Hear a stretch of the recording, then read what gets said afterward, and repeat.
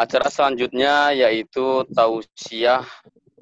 Dalam hal ini yang akan disampaikan oleh Ustadz Irham Hashmi. Kepada Ustadz Irham Hashmi, kami silahkan. Bismillahirrahmanirrahim. Assalamualaikum warahmatullahi wabarakatuh. Rabbil alamin, hamdan syakirin, hamdan na'imin, hamdan yuafi ni'amahu wa yukafi'u mazidah. Wassalatu wassalamu ala asyrafil anbiya wal mursalin wa ala alihi wa sahbihi ajma'in. Amma ba'du. Yang terhormat Bapak Ketua Yayasan dan segenap pengurus yayasan yang kami muliakan, juga yang kami muliakan, kami hormati guru-guru, karyawan yang ada di bawah naungan Yayasan Al-Hasanah. Kita bersyukur di waktu yang jam di mana kita diserang mungkin oleh rasa lelah dan capek seperti ini, kita diberi kesempatan oleh Allah untuk bertemu, bertatap muka melalui Zoom, dengan perantaraan Zoom, untuk saling menyambung silatul iman kita, ukhuwah kita. Karena kalau silaturahim ini lebih dikhususkan kepada orang-orang yang memiliki hubungan berasal dari satu rahim yang sama. Adapun yang kita lakukan kali ini adalah ukhuwah Islamiyah atau silatul iman, karena innamal mu'minuna ikhwah. Artinya sesungguhnya orang-orang beriman itu mereka bersaudara. Maka hubungan persaudaraan ini secara otomatis kalau kita lihat di banyak ayat maupun hadis dibangun atas dasar iman.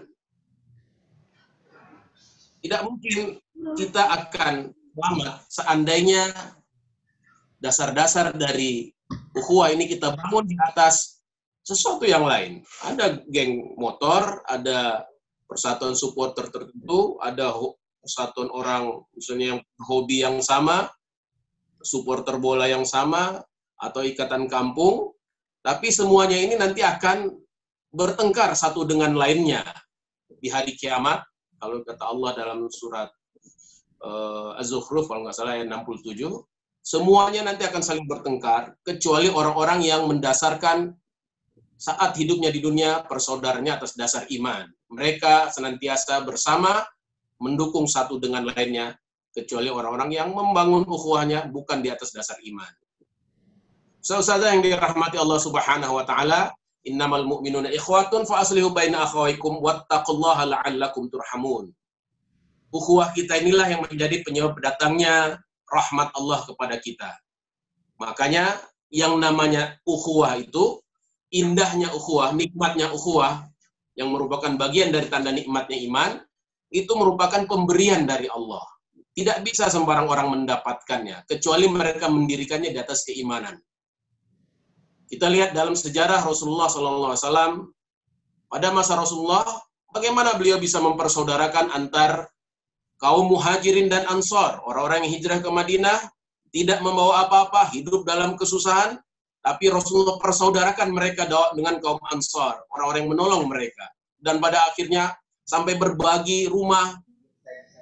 Awal-awalnya malahan sempat dalam warisan, tapi kemudian dihapus kewajiban itu. Tapi saking apa? Karena Rasul melihat ukhuwah itu salah satu pilar membentuk masyarakat madani yang luar biasa. Kita mau membentuk yayasan yang hebat, mau membentuk yayasan yang kuat, sekolah yang hebat, tapi guru-gurunya masing-masing sibuk tafarruq, sibuk ikhtilaf, sibuk yakhtalif ba'duhu ba'dah, saling menyerang, tidak memiliki kesamaan visi dan misi, saling menyakiti satu dengan lainnya, saling hijrah atau tahajur, itu maksudnya dia diamkan satu dengan lainnya. Jangan bermimpi Al-Hasanah akan menjadi sebuah yayasan besar, karena tidak dibangun atas dasar keimanan tadi. Saudara yang dirahmati Allah Subhanahu wa taala, maka di samping kita bergabung dalam sebuah yayasan untuk menggerakkan, memberikan energi yang terbaik kita bagi anak-anak kita, maka kita tentunya berharap keberadaan kita di sini, persaudaraan kita di sini juga lah yang akan nanti membimbing kita ke dalam surga yang dijanjikan Allah Subhanahu wa taala. Disebutkan al-akhillau yauma idzin ba'dhum li ba'din aduun illal muttaqin. Di hari kiamat nanti semua orang saling bermusuh-musuhan kecuali orang-orang yang bertakwa. Maka bangun di atas iman. Ustaz yang dirahmati Allah Subhanahu wa taala, saya usahakan tidak terlalu panjang. Yang jelas, ketika kita membangun persaudaraan kita di atas ukhuwah ini, rahmat Allah akan menyertai kita baik di dunia maupun di akhirat nanti. Ada banyak yang dikatakan hadis-hadis Nabi maupun dalam ayat-ayat Al-Quran. Di antaranya dalam hadis disebutkan di akhirat nanti mereka akan berada di bawah naungan Allah. Kalau kita membangun persaudaraan Islam kita atas dasar iman, berdasarkan Al-Quran dan Sunnah, maka nanti di hari kiamat disebutkan ainal mutahabbuna bi jalali al-yauma udhilluhum fi dhilali yauma la dhillan illa dhilli. Nanti di hari kiamat Allah akan mencari mereka. Mana orang-orang yang saling mencintai karena aku? Hari ini akan aku naungi mereka. Karena hari ini hanya ada naunganku saja yang ada bagi manusia di hari berbangkit nanti. Dan orang-orang yang berkunjung saling mendukung satu dengan lainnya sesuai dengan hak seorang muslim terhadap muslim yang lain. Kalau ada yang sakit dikunjungi, kalau dia ada yang bersedia mengucapkan yarhamukallah, alhamdulillah, yarhamukallah, yahdikumullah, maka ini bagian dari hak-hak yang memang sangat luar biasa yang membuat mereka akan menanjak dalam level-level ukhuwah yang sering disebut orang dengan 5 level atau 5 tingkatan ukhuwah. Mulai dari ta'aruf, saling mengenal, makanya ketika kita ke masjid, duduk di mana, lagi antri di bank, lagi duduk menunggu berobat, ada orang di sebelah kita, paling tidak minimal kita jalankan sunnah yang diajarkan kepada kita, ta'aruf saja paling tidak. Dari mana Bapak? Siapa Bapak? Sakit apa Bapak? Atau di bank kerja di mana Pak? Siapa tahu dari hanya bisik-bisik kecil itu nanti akan keluar rezeki kita. Akan dapat jaringan-jaringan kerja baru dalam kegiatan kita, keseharian kita. Setelah ta'aruf, nanti kita akan menanjak ke yang lebih dalam lagi levelnya, yang lebih tinggi lagi, yaitu tafahum, saling memahami. Kalau levelnya sudah lebih tinggi, sudah mulai mengenal tabiatnya, mengenal kebiasaan-kebiasaannya, apa yang kira-kira membuat dia tersinggung, apa yang kira-kira yang membuat dia bahagia. Kalau dalam seperti ini, kita sudah saling mulai menutupi aib satu dengan lainnya, bisa mengerti bagaimana supaya memuliakan dia. Nanti setelah itu masuk ke level ketiga, masuk baru ke ta'awun, saling menolong satu dengan lainnya, dan menanjak ke berikutnya takaful, saling mencukupi, saling mendukung atau mencukupi kebutuhan satu dengan lainnya. Dan yang paling tinggi dari semua ditambahkan, dicontohkan oleh para sahabat adalah itsar atau mendahulukan kepentingan saudara lainnya. Ini banyak dicontohkan zaman Rasulullah, para sahabat seperti itu. Kita ingat kisah dalam perang ketika ada beberapa orang yang terluka dalam peperangan, ada yang kehausan, kemudian meminta air, tapi begitu dia mendengar dia dalam kesakitan, luka, minta air, kehausan, saat dia akan diberi air, dia dengar rintihan saudaranya yang sedang kehausan juga. Haus, maka dia bilang, dulu kan saudaraku. Terus demikian. Yang kedua juga demikian. Mendengar suara kawan yang ketiga, juga begitu. Akhirnya ketika berbalik ke yang pertama, ternyata mereka semua telah menemukan kesyahidannya. Ini tingkatan level yang paling tinggi. Artinya, bagaimana kita mendahulukan kepentingan orang lain di atas kepentingan kita. Jadi tentunya ustaz-ustazah sekalian, kita mencoba bagaimana di lembaga kita masing-masing, di satuan unit kita masing-masing, mulai dari kepala sekolah sampai karyawan, CS-nya, semuanya, membangun persahabatan, membangun ukhuwahnya betul-betul atas dasar syariat Islam. Karena syariat ini abadi dan membawa kita sampai hari kiamat nanti dengan nilai-nilai kebaikan tadi. Misalnya, diantaranya, kalau ada yang sakit dikunjungi, kalau ada yang minta nasihat, dinasihati. Kemudian ketika ada yang meninggal, dikunjungi. Semuanya kita lakukan, karena nanti dari sanalah kebiasaan-kebiasaan baik itu akan muncul. Ada yang minta nasihat, kita nasihati. Nah, tentu dalam menasihati ini, dalam hadis Nabi, Rasul mengatakan, falyakul khairan aw liyasmut. Katakan yang baik atau diam saja. Artinya begini, kadang-kadang kita menafsirkan, memaknai kata Rasulullah, kulil haqqa walau kana murran, katakan yang benar walaupun pahit. Saya nggak takut, saya orangnya ceplas-ceplos saja. Saya orangnya apa adanya, tidak suka munafikan. Saya orangnya tidak suka pura-pura. Jadi kalau kawan saya jelek, saya akan bilang jelek tanpa basa-basi. Tidak bisa seperti itu. Karena manusia juga memiliki hati. Dan dalam Islam, mereka memiliki tata cara sendiri untuk diperbaiki. Bagaimana kita lihat ketika Fir'aun, Nabi Musa dan Harun ketika diperintahkan Allah menghadap ke Fir'aun, faqula lahu qaulan layyinan. Katakan kepada Fir'aun dengan perkataan lemah lembut. Itu kepada Fir'aun yang mengaku Tuhan. Sementara saya rasa belum ada kan kawan-kawan kita sesama guru yang ngaku Tuhan, apalagi ngaku sebagai nabi, kan tidak ada. Paling kekurangan-kekurangan mereka, ya mereka belum menjalankan sunnah dengan sempurna, mereka belum bisa mengontrol kebiasaan-kebiasaan negatifnya, maka dibimbing, dijadikan objek. Kita yang membutuhkan mereka, karena dengan berdakwah kepada mereka, kita akan mendapatkan kebaikan-kebaikan. Man sana sunnatan hasanatan, falahu mislu ajri fa'iliha. Ketika kita berhasil membuat orang tadi menjalankan kebaikan, karena nasihat kita, karena arahan kita, karena keteladanan kita, maka pahala pun akan diberikan kepada kita saat orang tersebut melakukan kebaikan. Jadi sabar saja, kita yang butuh dia menjadi baik, bukan dia yang butuh. Dan kadang-kadang kita terlalu insan, pingin hanya dengan sekali bicara, semua berubah langsung menjadi baik. Tanpa peduli, kulil haqqa walau kana murran. Yang penting, pahit pun nggak apa-apa, orang tuh merasa pahit. Padahal ada beberapa ulama nafsirkan, kulil haqqa walau kana murran, ini dikaitkan dengan hadis ketika salah seorang sahabat yang dagangannya mau dia jual, tapi dalam keadaan jelek, maka Nabi meminta dia untuk jujur saja. Katakan yang benar, meskipun nanti hasilnya orang nggak mau beli kamu atau harganya turun.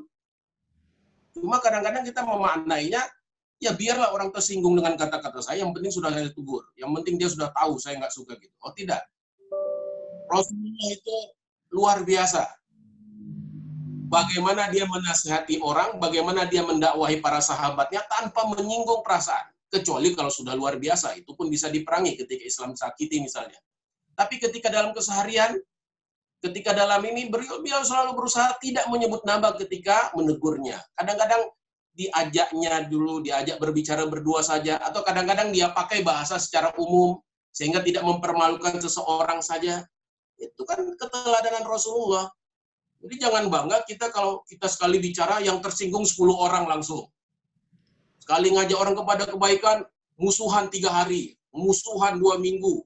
Kemudian kita dengan bangga mengatakan, ya inilah risiko berdakwah di jalan Allah. Dibenci ya. Mungkin cara kita perlu disempurnakan. Ya.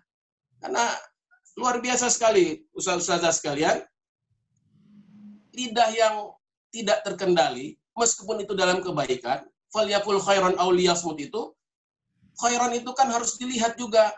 Perkataannya memang benar. Misalnya, muatannya, kontennya memang iya. Kita sudah yakin ini sebuah kebenaran. Kemudian juga, cara menyampaikannya juga benar. Kalau kita sampaikan, kita hidangkan lauk pauk yang enak, ayam goreng, ayam bakar, tapi kita letakkan di dalam kaos kaki, siapa yang akan menyambutnya dengan senang? Pasti mereka akan marah kepada kita. Atau seperti yang dicontohkan orang lain, kalau kita melihat ada kawan kita di dekatnya ada ular, kemudian kita teriaki orang tadi, hei, dungu, itu ada ular dekat kamu. Kita katakan dungu kepada dia. Kemungkinan kalau dia pun ada batu dekat dia, batu itu bukan dia pakai untuk ular dulu. Ngelempar kita dulu, baru nanti ngelempar ular. Kenapa? Karena kita tidak menggunakan cara yang benar dalam menasihati, mengingatkan saudara kita. Ini penting sekali, para guru dan karyawan sekalian, rekan-rekan, maupun siapapun kita, terutama khususnya untuk kami pribadi, memilih waktu, tempat, cara yang baik, nasihat yang baik, ini penting kita perhatikan supaya ya meskipun dia sederhana kata-kata kita, tapi diterima dengan lapang hati, diterima tidak menimbulkan hati yang tersinggung, tidak menyebabkan permusuhan, tidak menyebabkan akhirnya saling dengki, saling benci. Kalau sudah guru-guru kita atau karyawan kita di hati mereka saling ada kebencian, nanti luar biasa. Semua kesolehan-kesolehan, semua kebaikan-kebaikan mereka bisa jadi nol. Karena kalau orang sudah saling benci, sudah saling marah, kemanapun dia akan berusaha menghancurkan lawannya. Kemanapun dia akan selalu menjelekkan orang ini. Dan ingat, resiko menjelekkan orang lain, amalan-amalan kita nanti akan dipindahkan kepada orang tadi. Di akhirat nanti ketika ditimbang orang-orang muflis, kata Rasulullah. Atadruna manil muflis. Tahu nggak siapa orang-orang muflis itu? Orang muflis itu orang yang ketika mati banyak pahalanya. Rajin puasa, rajin zakat, rajin melakukan kebaikan-kebaikan. Tapi ketika ditimbang di hadapan Allah, ternyata di satu sisi dia juga lisannya banyak menyakiti orang lain. Tangannya sering menzolimi orang lain. Tutur katanya suka merendahkan, menghina, menggibah, membicarakan aib orang lain. Maka dosa-dosa tadi kemudian menjadikan kebaikan kita diambil, diberikan kepada orang yang kita sakiti. Orang yang kita jelek-jeleki, ataupun orang yang kita zolimi. Para jamaah yang dirahmati Allah Subhanahu wa Ta'ala, makanya sering sekali ketika ukhuwah dibangun di atas iman, maka khususnya terkait masalah lisan salah satunya, ini salah satu saja ya, itu banyak sekali hadis-hadis yang mengingat agar selalu kita menjaga lisan kita, meskipun kita berada di atas kebenaran, berada di atas kebaikan. Kita lanjutkan sedikit lagi. Masih sanggup Ustaz-Ustazah? Masih sanggup atau sudah nampak kunang-kunang melihat layarnya itu? Buah isinya. Dalam hadis lain, Nabi menyebutkan, laisal mu'min bitta'an, walal la'an, walal fahis, walal badi. Seorang mukmin bukanlah orang yang suka mencela, suka melaknat, ataupun suka bicara kotor dan suka bicara jorok. Kekesalan kita terhadap orang lain, mungkin yang tidak satu ustadz, mungkin tidak satu jamaah, mungkin tidak satu asal, macam-macam lah. Tidak boleh menghalalkan kita untuk melaknatnya, membencinya, karena begitu dia sudah bersyahadat, dia adalah saudara kita. Kalaupun dia ada kekurangan-kekurangan, perbaiki, bukan untuk dicaci maki. Apalagi ustaz-ustazah yang kita kadang-kadang sedihkan, mudah-mudahan tidak ada lagi di dalam guru-guru Al-Hasanah maupun karyawannya, mereka yang menjadikan media sosialnya sebagai sarana untuk menyerang orang yang berbeda, secara pemahaman, secara jamaah dan sebagainya, untuk saling menyerang di sana.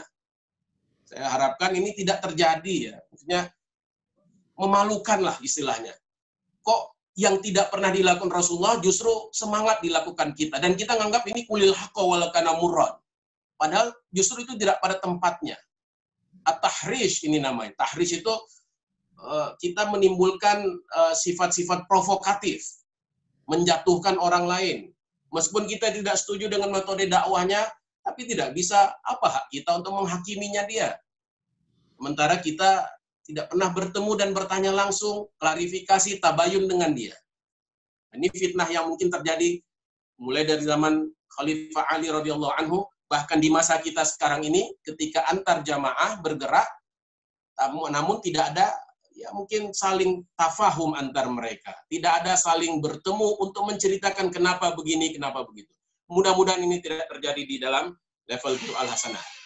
Ustaz-ustazah yang dirahmati Allah Subhanahu wa Ta'ala, mari melalui kultum atau nasihat yang singkat ini, pengajian singkat ini, kami mengajak kita jalankan di setiap unit kita, di mana lingkungan kita berada, sunnah-sunnah Rasul yang menunjang eratnya ukhuwah kita. Bagi yang masih bermusuhan, bagi yang masih diam-diaman, kalau ada guru Al-Hasanah, diam-diaman, tidak tegur sapa, dan itu sudah berlangsung sekian lama, tidak mau ketemu, duduk, nggak mau samping-sampingan, sudah tidak layak lagi seperti itu. Pada level seorang guru atau karyawan di sebuah lembaga yang membawa nama Islam di dalamnya. Mungkin Ini saja yang bisa kami sampaikan pada kesempatan kali ini. Maafkan orang yang menyakiti kita, ajak mereka yang belum menjalankan sunnah-sunnah Rasul maupun menjadi muslim ideal dengan cara yang terbaik, tidak menyakiti, tidak melaknat, tidak dengan cepat memvonis dan menjatuhkan mereka, karena dengan demikian nanti insya Allah la'allakum turhamun, semoga kita semua mendapat rahmat Allah Subhanahu wa taala dan kita mendapat kebaikan-kebaikan di dalamnya. Terima kasih, mohon maaf atas segala kekurangan. Billahi taufiq wal hidayah. Wassalamualaikum warahmatullahi wabarakatuh.